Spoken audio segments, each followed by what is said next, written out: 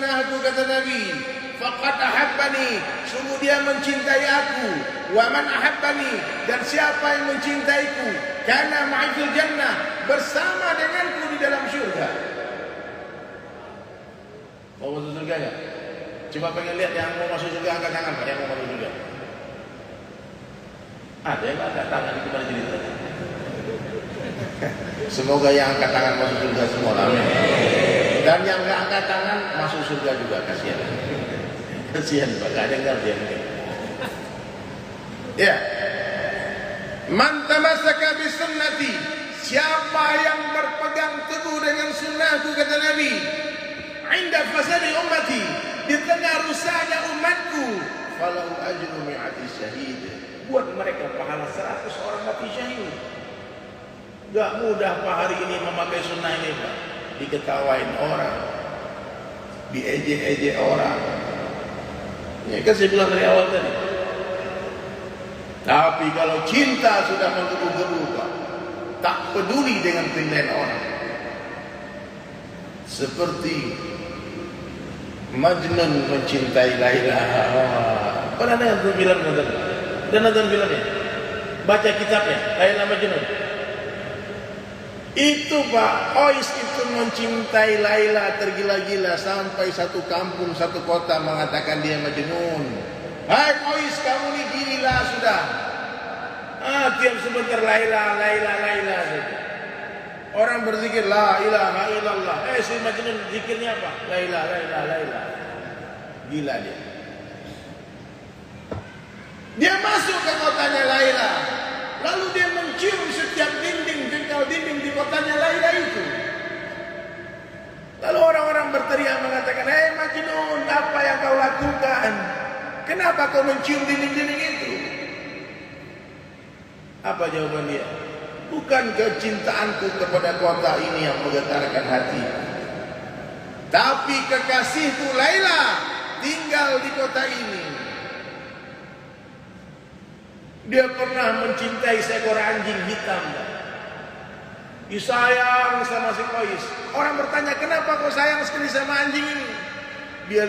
Dia berkata, aku pernah melihat anjing ini melintasi kotanya Laila.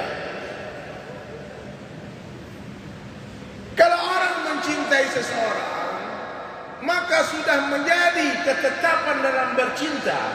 Kita harus mencintai sesuatu yang dicintai oleh orang yang kita cintai. Saya yakin semua kita mencintai Allah, betul? Bagaimana cara mencintai Allah? Qul in kuntum tuhibbunallaha fattabi'uni yuhibbukumullah. Kalau kalian semua betul-betul mencintai Allah, fattabi'uni, ikuti Rasulullah, yuhibbukumullah, Allah akan mencintai kalian. Kalau kita cinta sama Allah, kita wajib mencintai Rasulullah. Kalau kita cinta kepada Rasulullah, kita wajib mencintai segala sesuatu yang berhubungan dengan Rasulullah. Kita wajib mencintai orang Arab, karena Nabi orang Arab. Kita wajib mencintai Makkah dan Madinah, karena Makkah kota kelahiran Nabi dan Madinah tempat jasad Nabi terbaring. Kita wajib mencintai keturunan Rasulullah SAW, meskipun rusak akal Sayyid itu. Ada mungkin antum ketemu habaib, tak waras dia. Wajib antum muliakan dia. Kenapa? Karena ada kekerabatannya dengan baginda Rasulullah SAW. Ada darah suci yang mengalir di tubuhnya. Hati-hati Pak yang suka menghina Habib.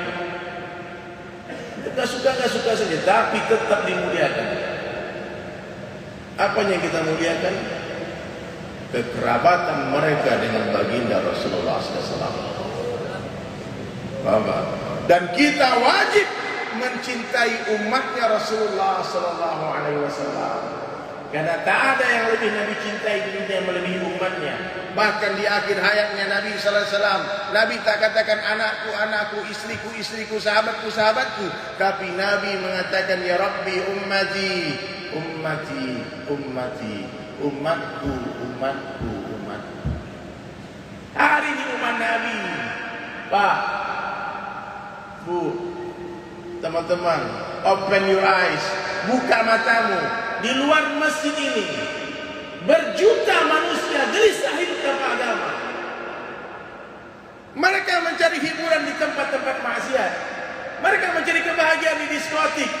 kebahagiaan di karaoke, mencari kebahagiaan di kafe-kafe.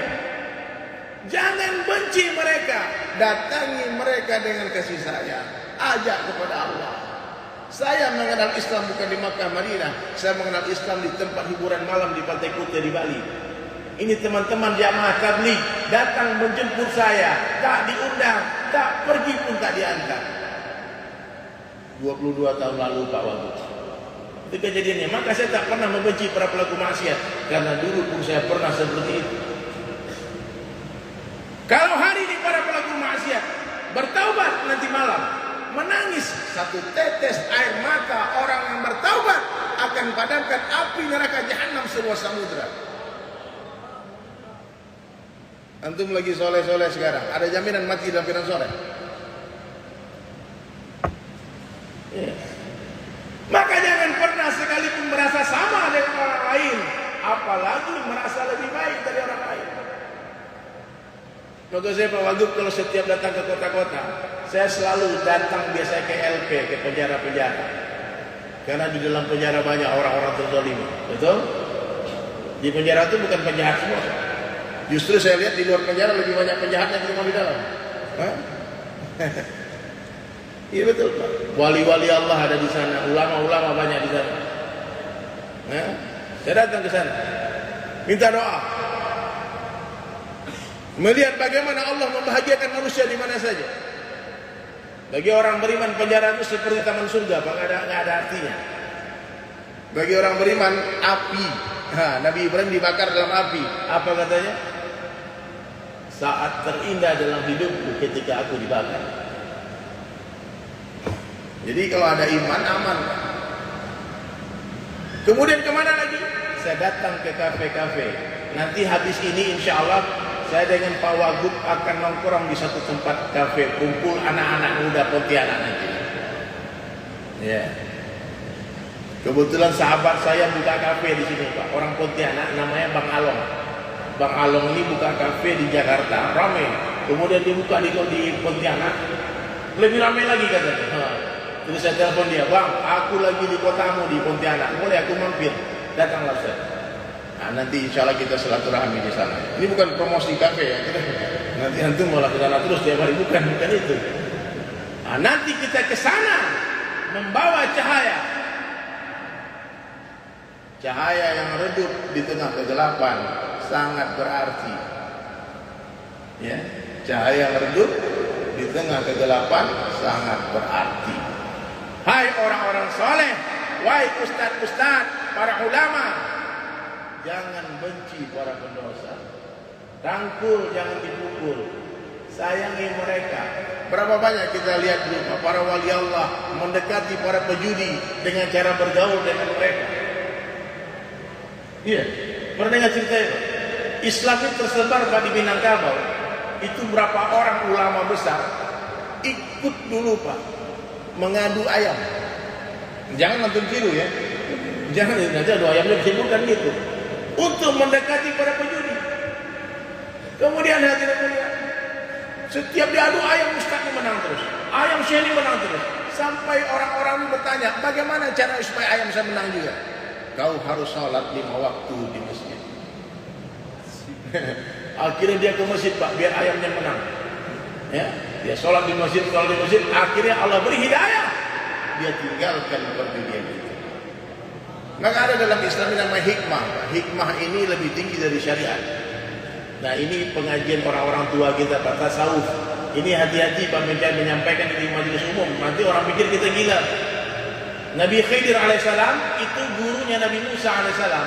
Nabi Musa Nabi Ulul Azmi.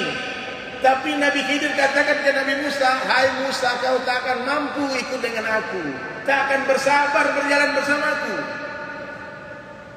Aku sabar, ya ajalah. Oke, satu syarat. Apa syaratnya? Tak boleh bertanya. Apa yang dilakukan Nabi Khidir? Semua perkara yang menyelisih sunnah, yang melanggar syariat agama. Paham Pak? Jadi antum kalau melihat wali-wali Allah berbuat aneh-aneh, jangan cepat berkomentar. Diam-diam saja. Kecuali dia menyiarkan di depan umum, harus antum harus kita protes, karena tak semua ilmu harus disampaikan di tempat umum. Paham ya? Maka kenapa dulu Siti Jenar dibunuh sama Wali Songo? Karena sudah offside, menyampaikan rahasia-rahasia sir-sir yang dia dapatkan dari Allah disampaikan ke majelis umum, itu tidak boleh. Jadi kalau antum mendengar ustaz bilang aku ketemu ini, aku mau jumpa ini, aku mimpi. Kalau kata Buya Yahya kemarin, kalau ada orang mengaku-ngaku semacam itu, pastikan dia seorang pendusta. Karena tak semua rahasia disampaikan. Paham ya? Jadi kita datang membawa cahaya. Satu orang saja yang dapat hidayah asbab kita, insya Allah cukup untuk bekal kita berjumpa dengan Allah. Satu orang saja. Ya. Apakah hadirin sekalian dirahmati Allah Ta'ala? Hidup di dunia tak lama, dunia sementara saja, 60-70 tahun saja, kadang lebih kadang kurang. Dunia bukanlah tempat tinggal kita, tapi dunia adalah tempat yang akan kita tinggalkan. Dunia adalah tempat meninggal. Sekarang kita di atas tanah, tak lama lagi tanah di atas kita. Sekarang dunia nyata, akhirat cerita, setelah mati akhirat nyata, dunia tinggal cerita. Makanya sibukkan diri dalam perkara agama. Dengarkan wahai anak-anak muda, sibukkan diri kalian dalam perkara agama. Kalau tidak, kita pasti akan sibuk, tapi bukan dalam perkara agama. Gunakan hartamu untuk agama. Kalau tidak, hartamu pasti akan habis, tapi bukan untuk agama. Gunakan waktumu untuk agama. Kalau tidak, waktumu pasti berlalu, tapi bukan dalam urusan agama. Dan matilah dalam perkara agama. Kalau tidak, kalian semua pasti akan mati, tapi bukan dalam perkara agama. Pilih, Pak. Jangan menunda-nunda taubat. Banyak orang bercita-cita besok pagi mau taubat. Besok mau taubat aku nih katanya. Malamnya dia tidur, ternyata tak bangun lagi. Singkat sekali kisah hijrah. Ajal tak menunggu kita bertaubat. Kitalah yang harus bertaubat menunggu ajal itu datang. Jangan tunggu nanti-nanti. Nanti keburu mati. Jangan tunggu kapan-kapan, nanti keburu dikafani. Kain kafan tak berkantong. Apa yang kita bawa? Hanya iman dan amal saleh saja. Jadi hadirin sekalian dirahmati Allah Subhanahu wa taala. Maka saya ingatkan sebelum kita mati, kirimkan harta terbaik kita ke akhirat. Bangun istana di surga. Siapa yang membangun masjid di dunia, maka Allah akan bangunkan dia istana di surga. Amin. Maka saya Pak Wagub punya cita-cita membangun 1000 masjid sebelum mati. Ya, bagaimana caranya? Nanti ketemu apa namanya? Bang Jack nanti ada duit bangun masjid ya? Ya, nanti dia bangun masjid, saya dapat pahala bangun masjid. Enak kan? Dakwah itu begitu Pak. Dakwah itu kita dapat royaltinya 100%. Coba semua jamaah ucapkan subhanallah. Bapak Ibu semua dapat 1 pohon di surga. Dari Sulaiman dapat berapa? Kalau ada 2000 orang yang hadir sekarang, saya dapat 2000 pohon di surga. Coba sekali lagi. Bapak dapat berapa? Pak Wagub dapat berapa? 2 pohon. Dari Sulaiman 4000. Masih mau tinggalkan dakwah? Makanya saya senang banget ketika Ustaz Masudi bilang, saya baru ketemu beliau di pagi. Saya baru sampai kemarin dari di airport, ketemu Ustaz, kita mau bebasin lahan untuk pesantren. Oke. Kalau untuk Allah, aku nggak mau tahu di mana itu pesantren. Kita banyak bangun masjid Pak, di pedalaman, saya tak pernah ke sana. Tapi setiap orang bilang, bang ada tanah nih, ada kampung walaf, mau bangun masjid, nggak ada duitnya. Saya pikir, oke, saya tinggal teleponnya orang-orang baik. Kan saya punya daftar banyak orang baik. Antum mau punya istana di surga nggak? Iya Ustaz. Itu bangunkan masjid di kampung itu. Berapa biayanya? Dikit aja 500 juta. Oke, sekarang transfer. Yes. Dia transfer langsung, bukan lewat saya. Pertanyaannya, saya dapat pahala sedekah 500 juta. Dapat. Nah, itu caranya Pak. Pernah di Bali Pak, orang mau melebarkan masjid. Lalu pengurus masjid datang, Ustaz, gimana cara ngumpulin donasi? Kami perlu uang nih, 2M lagi. Banyak 2M duit. Itu 2014. Bagaimana cara mengumpulkan duit 2 miliar? Saya bilang, saya bisa melukis. Saya pelukis kaligrafi Pak. Saya buatkan satu lukisan buat Pak Wagub. Mudah-mudahan dipajang nanti ya. Subhanallah. Saya bilang lukisan ini tidak ada harganya, 0 rupiah sampai tak terhingga. Kalau ketemu orang jatuh cinta yang suka dengan lukisan, berapapun dia bayar. Itu lukisan Pak. Seni. Lalu bagaimana caranya? Saya bilang, oke, kita undang orang-orang yang tak datang ke masjid. Biasanya banyak orang kaya datang ke masjid. Gimana cara mengundangnya? Kita bikin konser di Hotel Bintang 5. Yang konser siapa? Kalau kita undang anak-anak band yang masih muda-muda, mereka tak punya duit, betul nggak? Ini anak-anak muda kalau kita undang, ramai ribuan datang, tapi duit tak ada. Kita undang bapak-bapak yang punya duit. Siapa yang kita undang? Oh, saya bilang undang Ebit GAD. Biasanya kalau bapak-bapak itu hafal lagu mereka. Akhirnya konser lah kami berdua, Ebit GAD dengan Dery Sulaiman, 2014, 8 tahun yang lalu, di salah satu hotel berbintang di Bali. Diundang semua pengusaha muslim yang sudah ke masjid, yang belum ke masjid. Dia datang karena mau nonton konser. Lalu di acara konser saya bilang sama Om Ebit GAD, Om nyanyi satu lagu, saya melukis satu lukisan live di atas panggung. Akhirnya saya melukis. Singkat cerita, saya cerita banyak di acara podcast saya ada. Di Refli Harun saya juga cerita. Ternyata lukisan saya itu Pak terjual 500 juta. Takbir. Berarti satu lukisan pernah jadi satu masjid. Jadi satu lantai masjid 500 juta. Terus begitu. Lalu Imam Samsi Ali dari New York datang ke Indonesia, ketemu sama saya. Dia bilang, Ustaz, kita mau bebasin lahan di New York, kita mau bikin pesantren pertama di Amerika. Berapa perlu duit? Duit awal perlu 50 miliar. Banyak nggak duitnya Pak? Saya bilang oke, saya tidak ada cara lain kecuali dengan lukisan dan bernyanyi. Saya ngamen nanti, saya konser nanti dengan Opik, Temeli Guslau, Fadli Padi di 2 kota, Bandung dan Jakarta. Awalnya 6 kota. Ternyata di 2 kota itu kita bisa mengumpulkan donasi 10 miliar. Satu lukisan saya terjual 10 meter tanah. 10 meter tanah, 1 meter 30 juta. Berarti terjual 300 juta. Dan saya melukis live langsung di atas panggung. Opik nyanyi, saya melukis. Subhanallah.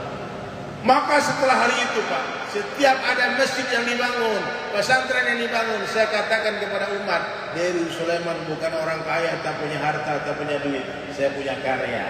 Boleh siapa saja yang mau nanti bekerja sama, ingin menggalang donasi menggunakan karya lukisan saya akan berikan lukisan. Dan terakhir proyek saya ini, sekedar pemberitahuan, saya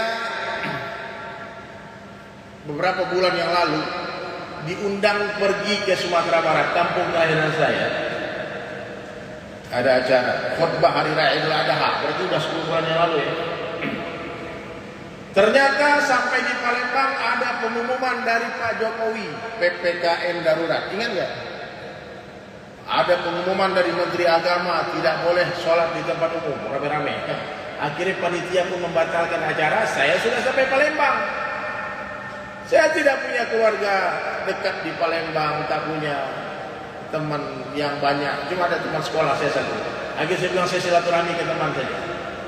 Sampai di Palembang, saya menginap di salah satu hotel, diam-diam senyap-senyap. Lalu sholat dari masjid ke masjid. Tiba-tiba satu hari saya ketemu satu masjid, namanya Masjid Baitur Rahman. Itu masjid besar, tapi mereka sholat di basement.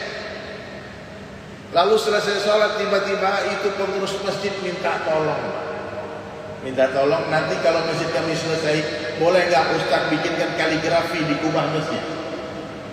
Saya bilang boleh. Kapan selesai? Itulah kami tidak tahu ya. Ada masalah apa? Sejak COVID-19 corona ini tak ada lagi donatur masuk.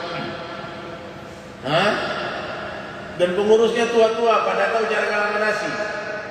Saya tanya, berapa masjid perlu lagi untuk selesaikan bangunan? Sesuai dengan RAB gambar yang sudah kita rencanakan, kami perlu 6 miliar lagi.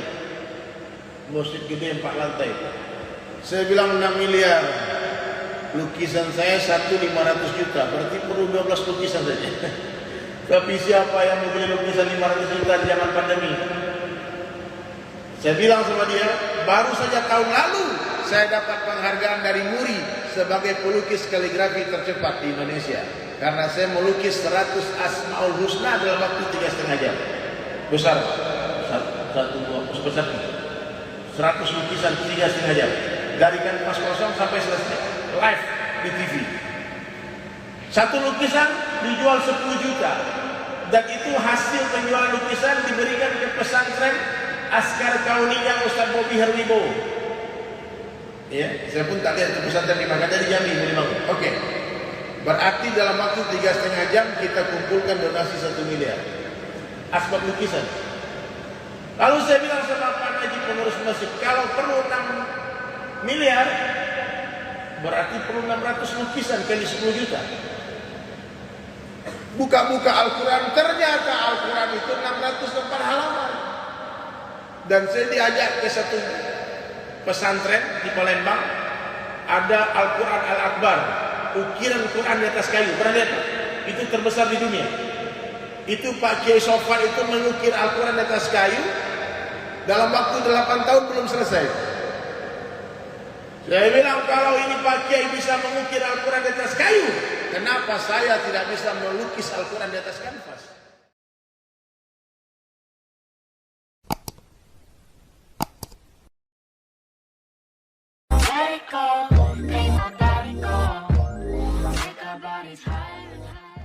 Let it go.